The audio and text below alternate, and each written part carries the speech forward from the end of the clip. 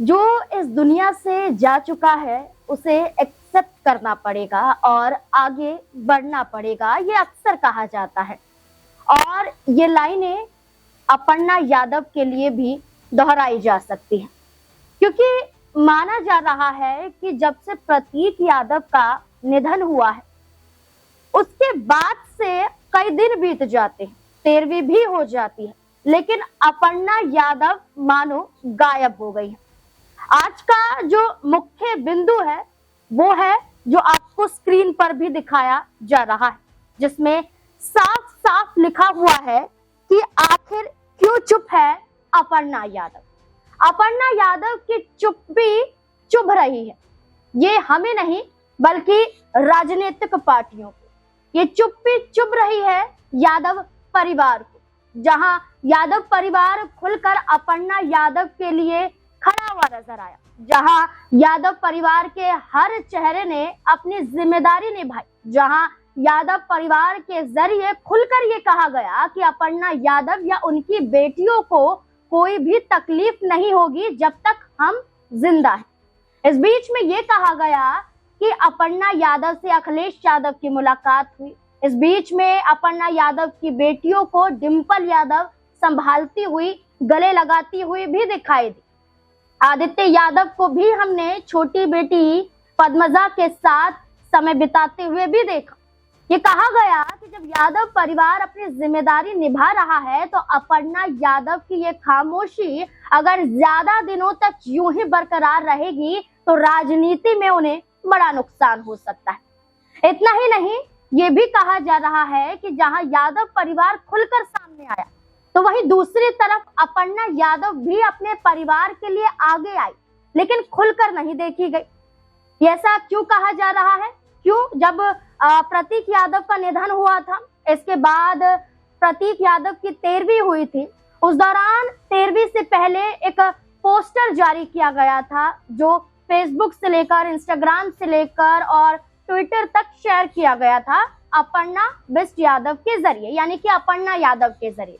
और इस पोस्टर में बाकायदा बताया गया था कि प्रतीक यादव की 13वीं है और इस दिन 13वीं है और पूजा होगी और भोज यहाँ पर दिया जाएगा, खिलाया जाएगा। एक तरह से ये एक ऐलान था कि न सिर्फ प्रतीक यादव की 13वीं है बल्कि इस दौरान अपर्णा यादव ने भी साबित किया कि वो अपने परिवार के साथ है।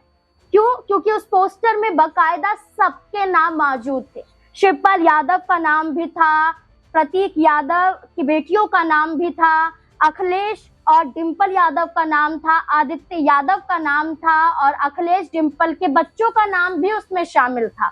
और ये कहा गया कि अपर्णा यादव भी खुद आकर यहाँ ये बता रही हैं कि वो परिवार के साथ है और परिवार से वो अलग नहीं हो सकती है।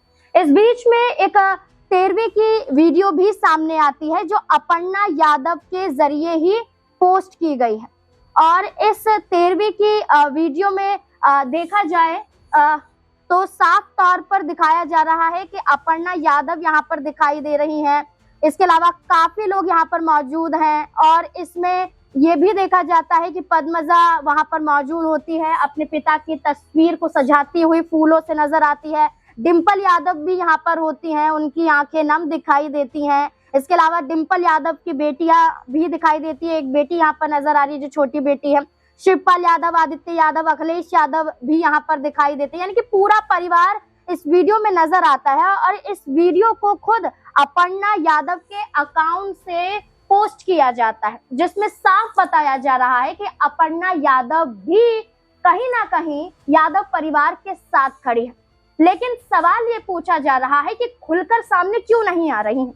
अगर बात की जाए कि उनके पति का निधन हुआ है, ऐसे वक्त में वो राजनीति कैसे कर सकती हैं, ऐसे वक्त में वो खुलकर मीडिया के सामने कैसे आ सकती हैं। तो राजनीति से इतर हटकर अगर हम उनकी बच्चियों की बात करें तो वो तो यहाँ समझ चुकी हैं कि उनके पिता उनके साथ नहीं है और ऐसे वक्त में वो अपनी जिम्मेदारियों को निभा रही हैं। कैसे? उनकी बड़ी बेटी की चर्चा कर लेते हैं। उनकी बड़ी बेटी जिनका नाम प्रथमा है, यहाँ पहले तो वो अपनी माँ के साथ नजर आई जब पिता का निधन हुआ उसके बाद से। इसके बाद उनके पिता प्रतीक यादव का एक फाउंडेशन था जो जानवरों के लिए चलाया जाता है, और इस फाउंडेशन का नाम था जीवाश्रय फाउंडेशन। और इस फाउंडेशन की जिम्मेदारी खुद प्रतिमा यादव निभाती हुई नजर आई।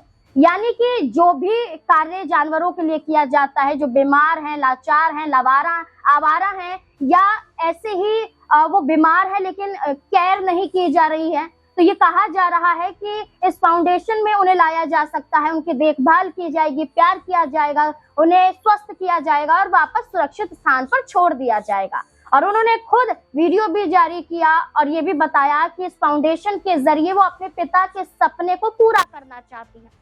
एक ये बात हुई, फाउंडेशन को संभालती हुई नजर आई।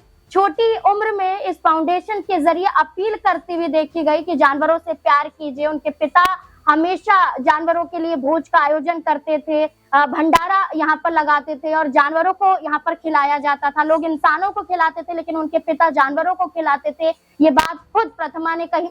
दूसरी तरफ उनकी दूसरी बेटी की चर्चा कर लेते हैं, पद्मजा।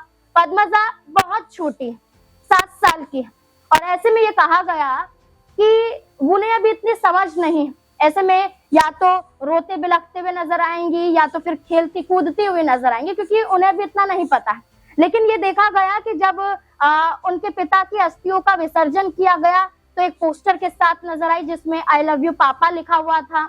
और दूसरी बार देखा जाए तो एक टैटू अपने हाथ में गुदवाती हैं जिसमें उनके पापा और वो नजर आते हैं, गले हुए मिलते हुए दिखाई देते हैं, और खुद बकायदा वो इच्छा जाहिर करती हैं कि वो अपने हाथ में अपने पापा का टैटू गुदवाना चाहती है। इससे ये साबित हो रहा है कि वो भी आगे आ रही हैं। तो यही कहा गया कि जब बेटियां आगे आ रही हैं, अपनी भागीदारी निभा रही हैं, समझदारी दिखा रही हैं और अपने पिता के सपने को पूरा करना चाहती हैं, अपने पिता को खुश देखना चाहती हैं, यहाँ जिंदा नहीं है लेकिन उसके बावजूद भी वो चाहती हैं कि उनके पिता जहां भी हो खुश हो और उन्हें खुश होते हुए देखें। अब इसमें इस बीच ये कहा जा रहा है कि फिर अपर्णा यादव चुप क्यों है। अब यहाँ पर एक और चर्चा कर लेते हैं। 2017 में विधानसभा चुनाव हुआ था और उस चुनाव में देखा गया था कि समाजवादी पार्टी के साथ अपर्णा यादव थी और लखनऊ कैंट से अपर्णा यादव ने चुनाव लड़ा था और भारतीय जनता पार्टी की उम्मीदवार उस वक्त रीता बहुगुणा जोशी थी। अपर्णा यादव चुनाव नहीं जीत पाती हैं लेकिन ज्यादा अंतर नजर नहीं आता। ये कहा जाता है कि अपर्णा यादव ने पहली बार चुनाव में कदम रखा यादव परिवार के जरिए, समाजवादी पार्टी के जरिए, और पहली बार कदम रख के ये साबित कर दिया कि आने वाले अन्य चुनाव में वो करिश्मा कर सकती हैं, वो जीत भी हासिल कर सकती हैं। कैसे? देखिए, जब चुनाव हुआ था लखनऊ कैंट सीट पर, तो जो उत्तर प्रदेश में विधानसभा चुनाव हुआ था, लखनऊ कैंट सीट की बात की जाए तो रीता बहुगुणा जोशी को 95,402 वोट मिले थे। अपर्णा यादव की बात करें तो 61,602 वोट यहाँ पर मिले थे और जो आंकड़ा था यहाँ पर हार जीत का वो 33,796 वोटों का था।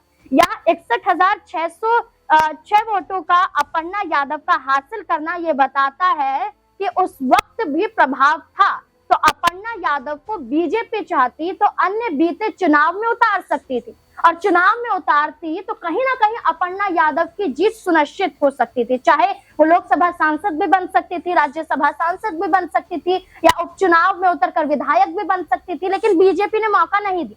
इसलिए कहा जा रहा है समाजवादी पार्टी की तरफ से लगातार ऑफर दिए जा रहे हैं कि समाजवादी पार्टी में आ जाए। तमाम कार्यकर्ता ये कहते हुए नजर आते हैं, ये तक कहते हैं कि सपा में आकर फिर से उन्हें लखनऊ कैंट से ही चुनाव लड़ना चाहिए। अब अपर्णा यादव ने चुप्पी ऐसे साध रखी है मानो अब वो राजनीति में आगे बढ़ना ही नहीं चाहती हो, लेकिन अखिलेश यादव बार बार मौजूदगी दर्ज करके ये साबित कर रहे हैं कि अपर्णा यादव या उनके बच्चों को वो अकेला नहीं छोड़ सकते। उनके भाई बेशक जा चुके हैं लेकिन उनकी जिम्मेदारी, उनके फर्ज यहाँ पर दिखाई दिया जाता है कि वो अपर्णा यादव का ख्याल रखें परिवार के तौर पर। अभी माना जा रहा है कि दरवाजे समाजवादी पार्टी ने खोल रखे हैं, अपर्णा यादव को भी आगे आना चाहिए, चुनाव में उतरना चाहिए और खुलकर कबूल करना चाहिए अगर वो समाजवादी पार्टी की तरफ अपने कदम बढ़ा रही हैं। तो अगर नहीं बढ़ा रही हैं तो भी यहाँ पर राजनीति में बयानबाजी करनी चाहिए, क्योंकि अब समय हो चुका है ज्यादा इंतजार करेंगी तो ऐसा ना हो कि सिर्फ इंतजार करके रह जाएं, और अगर इंतजार करके रह गई तो फिर 5 साल का समय बीत जाएगा। अपर्णा यादव का राजनीतिक जो एक पड़ाव था वो पड़ाव ही रह जाएगा। राजनीतिक तौर पे अपर्णा यादव मजबूत नहीं दिखाई देंगी, और ये माना जा रहा है कि इस बार अगर 27 के चुनाव में अपर्णा यादव फिर से लखनऊ कैंट से उतरती हैं और समाजवादी पार्टी से उतरती हैं तो जीत जरूर हासिल कर सकती हैं। क्या आपको भी यही लगता है? अपर्णा यादव की चुप्पी को लेकर आपकी और क्या राय हो सकती है? अपनी राय कमेंट सेक्शन में जरूर दें।